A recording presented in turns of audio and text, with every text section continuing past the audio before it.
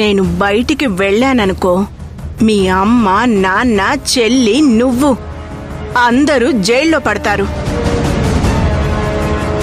ఒకవేళ రామలక్ష్మి బిడ్డనెత్తుకొని వచ్చినా వాళ్ళని కూడా జైల్లో వేయిస్తాను.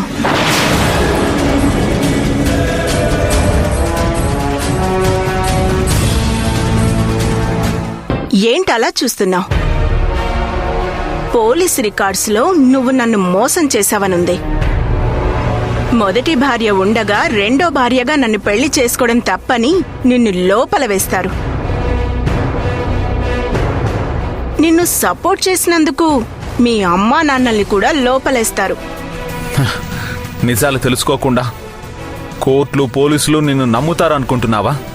నమ్ముతుంది. చుట్టూ ఉన్నవాళ్లు నాకు అనుకూలంగా సాక్ష్యం చెప్తారు. ఏంటి, బెదిరిస్తున్నావా? బెదిరించడం కాదానంద్. నేనలా చేసేదాన్నే అయితే ఇప్పటికే నిన్ను పోలీసులు అరెస్ట్ చేసేవారు. నీతో కలిసి జీవించటానికొచ్చాను, కాని నువ్వే నన్ను దూరం పెడుతున్నావు. ఇప్పటికీ చెప్తున్నాను, మిమ్మల్ని కాపాడే శక్తి నాకొక్కదానికే ఉంది, ఇంకెవరికీ లేదు. నాకు జైలంటే భయం లేదు. నా రామలక్ష్మి వచ్చే నాటికి తన కళ్ళ ముందు ఉండాలని ఒకే ఒక కారణంతో నిన్ను లోపలికి రానించాను.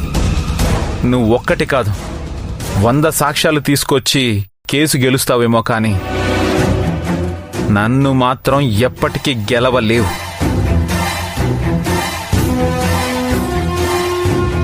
పోలీసుల సాయంతో ఈ ఇంట్లో ఉండగలవేమో కానీ నా మనసులో ఉండలేవు.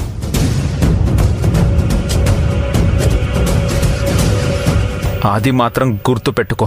నువ్వెంత మొండివాడివో నీకంటే ఎక్కువ మొండిదాన్ని నేను. నువ్వు చీకొట్టినా, చిరాకు పడినా, ఆఖరికి మెడపట్టి బయటికి గెంటేసినా నేనిక్కడికి వచ్చానంటే గతిలేక కాదు, ప్రేమతో వచ్చాను.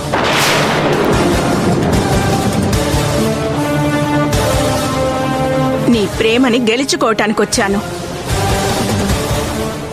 నువ్వు నన్నిప్పుడు బయటకు పంపిస్తే ఇరకటంలో పడేది నువ్వే, అది గుర్తుపెట్టుకో.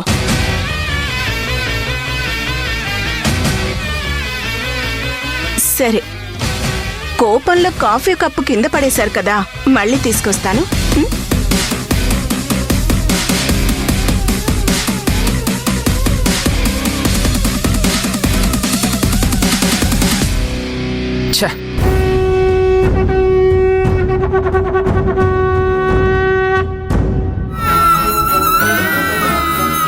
ప్లీజ్ నాన్న, ఊరుకో. అయ్యో, ఊరుకో నాన్న, ఊరుకో, ఏడవకు, ఊరుకో నాన్న. ఏమైందమ్మా?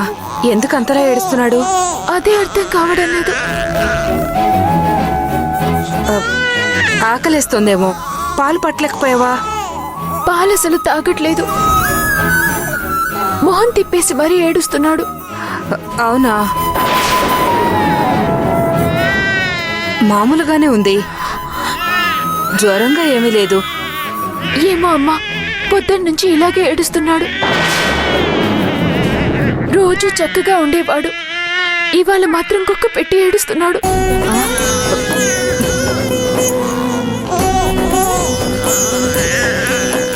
కడుపు నొప్పి అనుకుంటా, అందుకే ఇంతలో ఏడుస్తున్నాడు.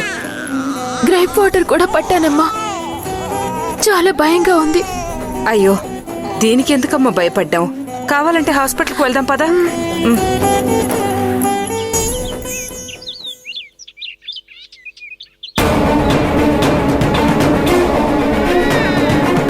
అయ్యో, ఒక్క ఆటో కూడా కనిపించడం లేదు. కాసేపు ఊరుకున్నా, హాస్పిటల్కి వెళ్దాం. ఊరుకున్నా, హాస్పిటల్కి వెళ్దాం.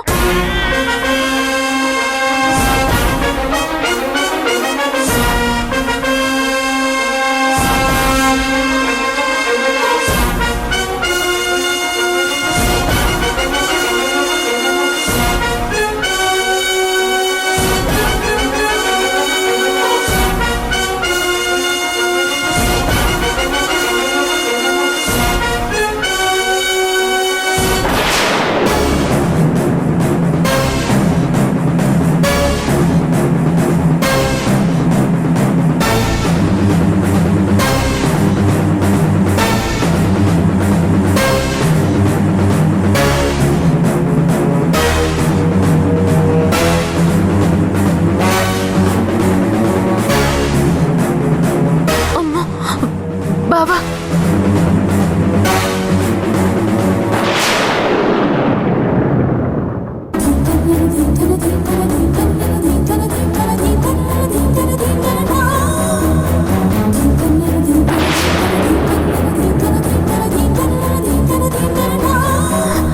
అమ్మా, మా బావ ఇక్కడే ఉన్నాడు, కాస్త బాబుని తీసుకో.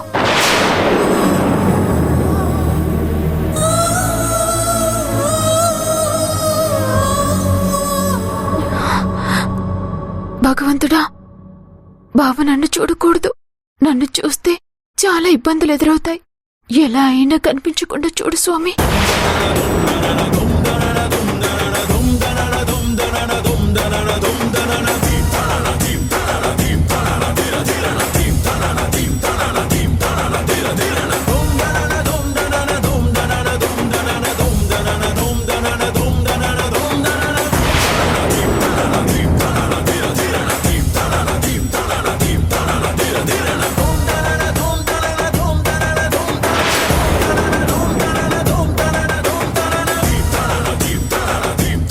రామా,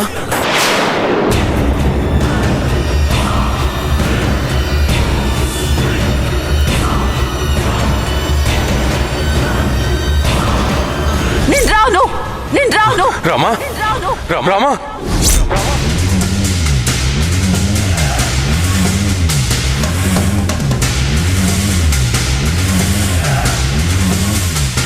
ఎవరిని చూసినా రామలక్ష్మిలాగే కనిపిస్తున్నారు. ఈ ఆలోచనలో ఉంటే ఇలాగే అనిపిస్తుంది. అయినా రామలక్ష్మి ఇక్కడెందుకుంటుందిలే.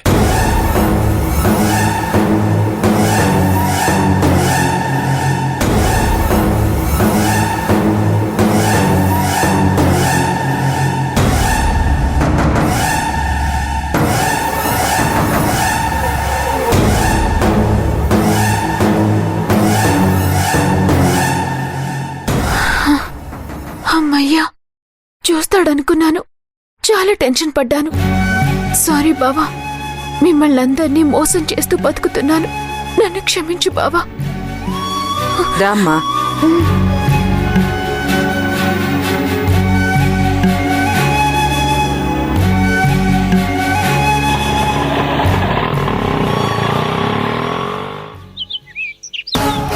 అమ్మయ్యా, మొత్తానికి ఆ ఇంట్లో ఫిక్స్ అయ్యావన్నమాట. ఏమన్నాడేంటి ఆనంద్? ఏమంటాడు? నా మీద అంతెత్తున లేచాడు. ఆనంద్ వాళ్ళమ్మ కూడా నన్ను మింగేసేలా చూస్తుంది.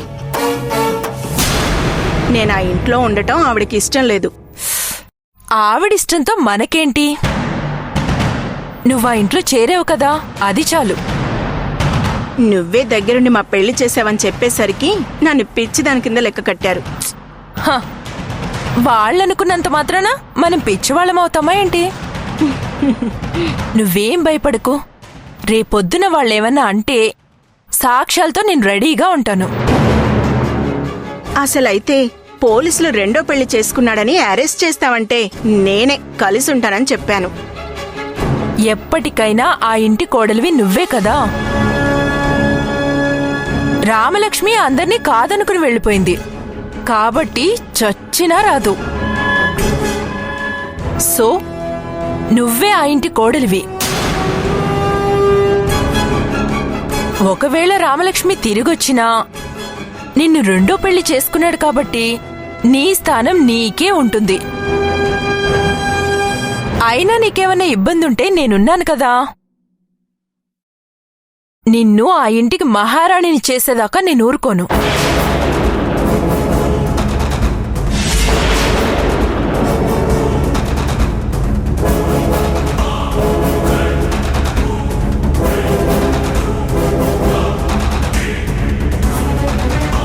నువ్వా?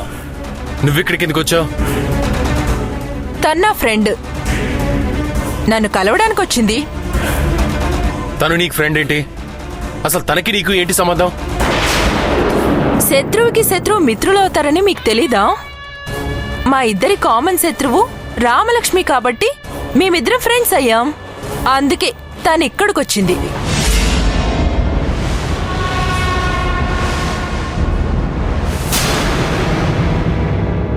ఏంటి అలా చూస్తున్నారు? రామలక్ష్మి ఆనంద్ కలుస్తారని మీరింకా ఊహించుకుంటున్నారా? హ, అది జరిగే పని కాదు.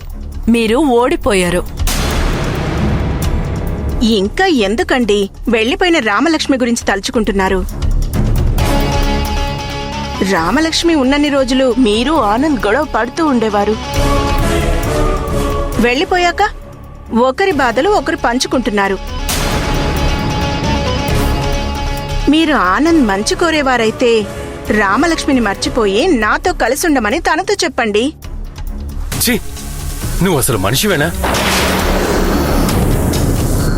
అసలు ఆ ఇంట్లో ఎందుకు అడుగుపెట్టావు? అయినా నేను ఆనంద్ ఒక్క క్షణం కూడా ఇంట్లో ఉండనివ్వడు. ఆనంద్ నన్ను ఇంట్లో నుండి గెంటేస్తే తానే డైరెక్ట్ గా జైలుకు వెళ్లాల్సి వస్తుంది.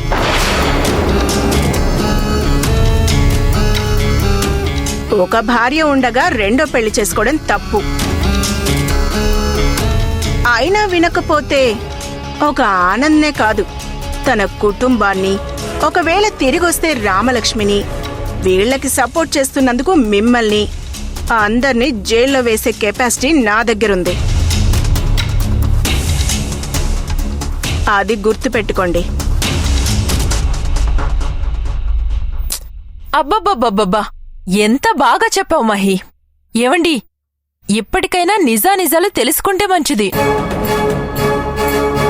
అనవసరమైన శబదాలు చేసి ఎవరినో ఉద్ధరిద్దామని ట్రై చేయకండి. వాళ్ళు ఎప్పటికీ కలవరు. మీరు కలలు గనడం మానేసి ఆనంద్తో మహిని మంచిగా చూసుకో అని బుద్ధి చెప్పండి. ఆనంద్ కాదే, ముందు నీకు బుద్ధి చెప్పాలి. నీకు పెళ్లి అని భిక్ష పెట్టింది రామలక్ష్మి. అది మర్చిపోయి తన జీవితాన్ని నాశనం చేస్తావా? ఈ ఉసురు నీకు ఊరికే పోతే. అవునా?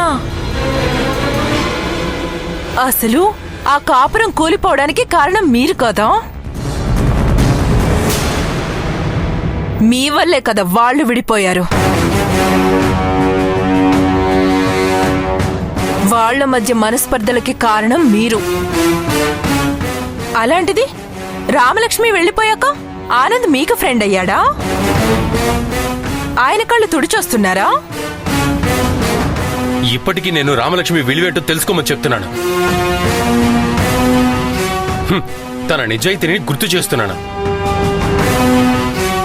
వాళ్ళిద్దరూ తొందరలోనే కలుస్తారు. అప్పుడు రామలక్ష్మి మీ ఇద్దరిని మెడపట్టుకుని బయటికి గెంటేస్తుంది. మీరు మమ్మల్ని చాలా తక్కువ అంచనా వేస్తున్నారు. ఒక ఆడది తలుచుకుంటే రాజ్యాలే కూలిపోతాయి. ఆఫ్టర్ ఆల్ మీరెంత?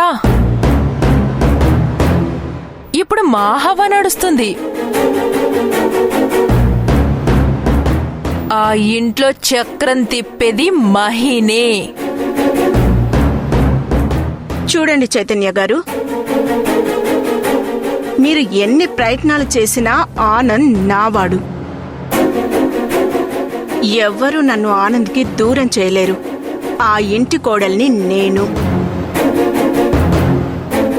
ఒకవేళ రామలక్ష్మి కనిపిస్తే పొరపాటున కూడా ఇంటికి రమ్మని చెప్పకండి. వచ్చిన దారిలోనే వెళ్లిపోమ్మని చెప్పండి. లేకపోతే ప్రాణాలతో మిగలదు. నిన్ను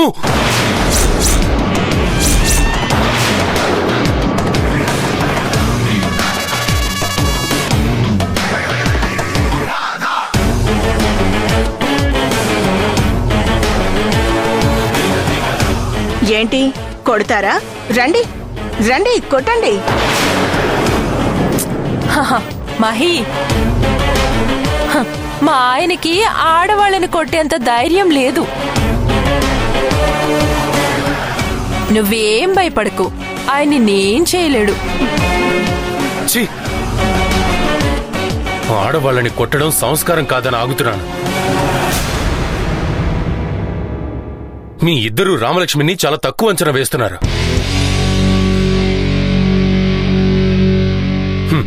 సింహం ఒక్క అడుగు వెనక్కేస్తే రెట్టింపు బలంతో ముందుకు దూసుకొస్తుంది. తన బలమేంటో తెలుసా? తనకు పుట్టబోయే బిడ్డ. ఇప్పుడు ఎలా నవ్వుతూ మాట్లాడుతున్నారో రేపు ఇలాగే ఏడుస్తారు. ఏంటి మీ ఆయన చాలా కోపంగా ఉన్నట్టున్నాడు? ఎహే, నువ్వు ఆయన గురించి పట్టించుకోకు. నువ్వు చేయాల్సింది చెయ్యి మహి. ఉమ్, మెల్లమెల్లగా ఆనంద్కి దగ్గరవ్వు. నువ్వెంత తొందరగా తల్లివైతే అంత మంచిది.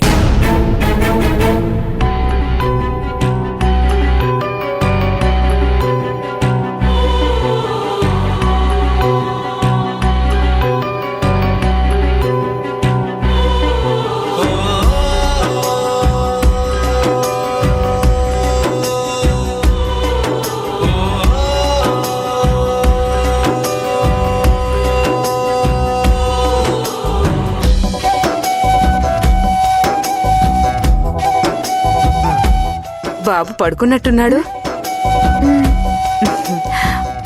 బాబు పడుకున్నప్పుడే భోంచెద్దు గాని రామ్మా. ఆకలిగా లేదమ్మా. భలేదానివే, తిననంటే ఎలా?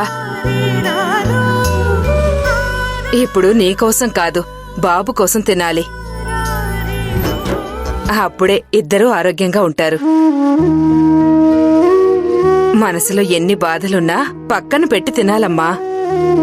దా రా.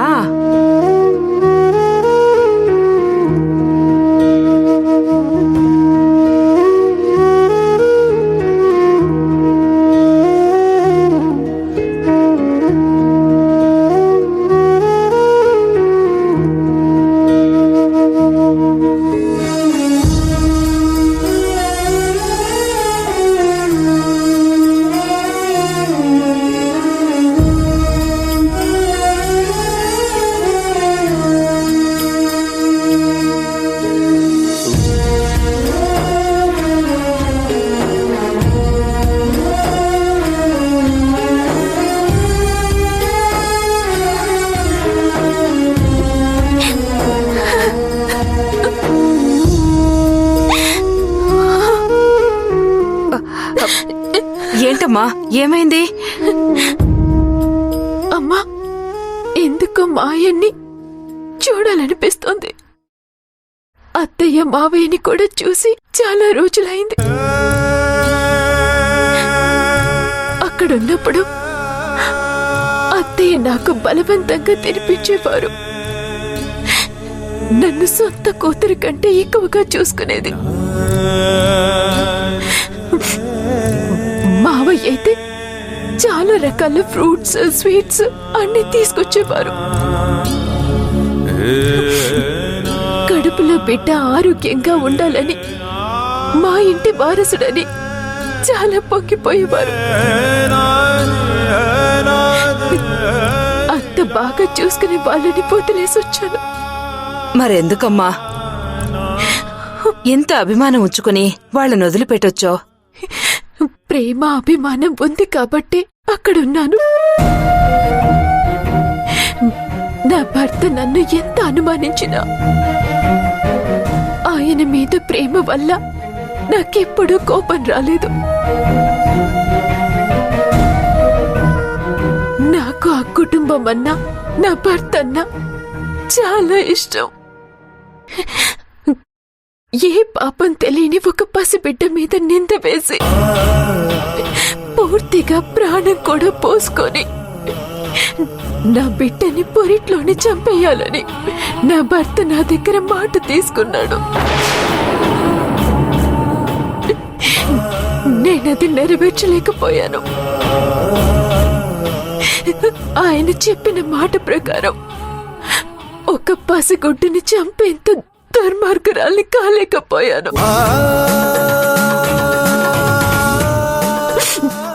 ఆయన చేత సీమంతం చేయించుకొని ఆయన్ని మోసం చేసి పారిపోయి రావాల్సి వచ్చింది. జరిగింది చెప్పి అతని మనసు మార్చొచ్చు కదమ్మా. వినేవాడైతే ఎప్పుడో నా మాట వినేవాడు.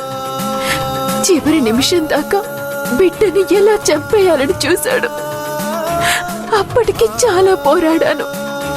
ఒక రోజు కాదు, 2 రోజులు కాదు, నిండు నెలలు వచ్చే వరకు పోరాడుతూనే ఉన్నాను. మార్పు వస్తుందని ఎదురు చూశాను, కానీ రాలేదు. మేమిద్దరం కలిసి ఉండాలంటే, బిడ్డ ఉండకూడదు అంటే నేనేం చెయ్యాలి? నా భర్త మీద ప్రేమతో ఒక పసిగుడ్డుని చంపి జీవితాంతం బాధపడలేను కదా. ఎప్పటికో నా భర్త అర్థం చేసుకోవచ్చు, కానీ బిడ్డని పోగొట్టుకుంటే నేను తిరిగి తీసుకురాగలనా? వేరే మార్గం లేక బయటికొచ్చేశాను,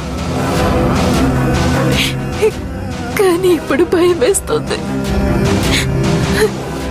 నా కొడుకు తండ్రెవరో తెలియని అనాథలా పెరగకూడదు. అన్ని బాగుంటే నా భర్త, అత్తయ్య, మావయ్యలు ఎంతో సంతోషించేవాళ్ళు. మనబడి కోసం ఎన్ని చేసేవారో అవన్నీ నా కొడుకు మిస్ అవుతున్నాడు. నువ్వేం బాధపడకమ్మా. రోజులెప్పుడు ఒకేలా ఉండవు. ఇవాళున్నట్టు రేపుండదు.